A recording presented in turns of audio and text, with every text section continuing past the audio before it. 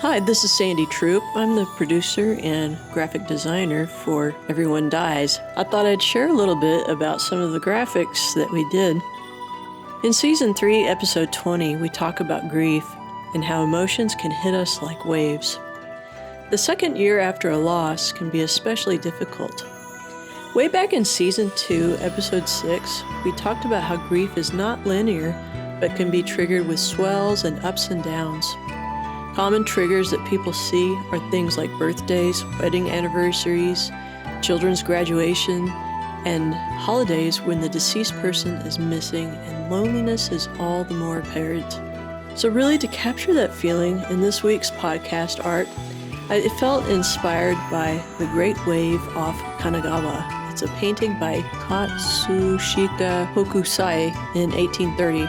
Everyone's seen it. It's a giant wave coming crashing down with Mount Fuji in the background. So in researching this artwork, I learned several things.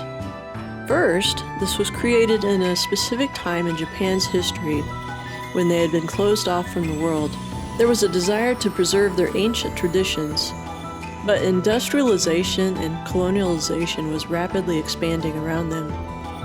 If you've seen the series Shogun or the movie The Last Samurai, you can get the feeling from this era. Also, I don't know about you, but I never noticed that this painting had 3 boats in it. They were fast boats of fishermen trying to get their wares to the market, and they had to weather the waves that were rolling ferociously around them. So as I worked hard to copy the details of the cresting giant wave, it became very apparent that the white froth extended what looks like fingers and claws reaching toward the fishermen. And even on the inner sides of the waves were teeth, like teeth on a shark. So, do you think grief can feel like that? The fishermen are hunkered down, rolling with the waves.